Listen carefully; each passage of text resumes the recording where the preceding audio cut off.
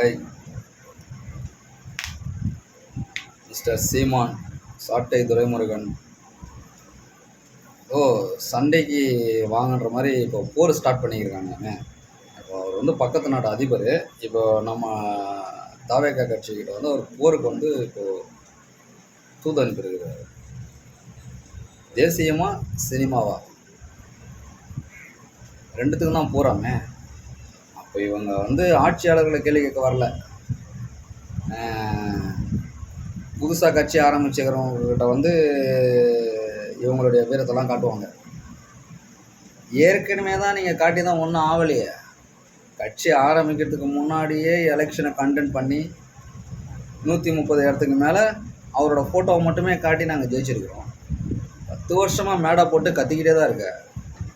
இப்போ வரைக்கும் ஒன்றுமே எந்த ஒரு வெற்றியுமே நீங்கள் பதிவு பண்ணலையே. நீங்களாம் எங்கள் கூட போர் செய்கிற அளவுக்கு உங்களுக்குன்னா தகுதி இருக்குன்னு தெரியல.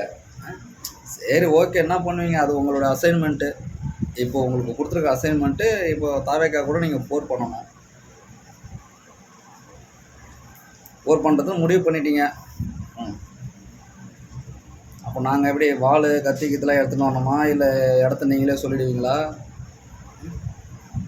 புரியல. திடீர்னு ஒரு சேஞ்சஸ் தெரியுது அந்த கட்சியில். அது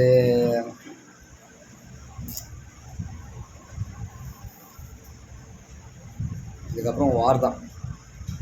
என்ன சொல்கிறீங்க?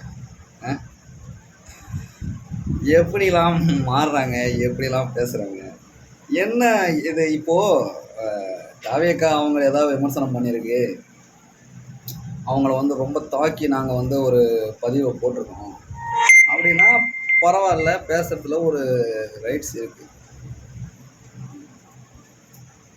எதுவுமே இல்லாமல் இவங்க எதுக்கு தேவையில்லாமல் வந்து தலையை கொடுத்துட்ருக்காங்கன்னா எனக்கு புரியல. இப்போது கொஞ்சம் ஒரு சில நாட்களுக்கு முன்னாடி இடும்பாவனம் கார்த்தியும் இவர் சாட்டை அது அவரே எடுத்து அவரே அடிச்சுக்க வேண்டியதானே வச்சுக்க, அது வேறு விஷயம்.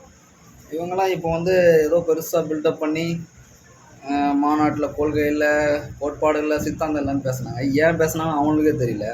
2 இப்போ இவர் என்ன சொல்லிக்கிறாருனாக்கா, சினிமாவா தேசியமா ரெண்டுத்துக்கும் தான் போர். எங்ககிட்ட போர் பண்ணி நீங்கள் என்ன பண்ண போகிறீங்க?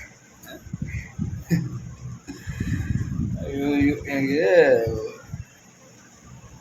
சிரிக்கிறதா எமோஷன் ஆகிறதா ஒன்றும் தெரியல.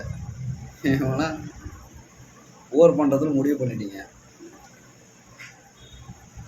பண்ணிங்க போங்க.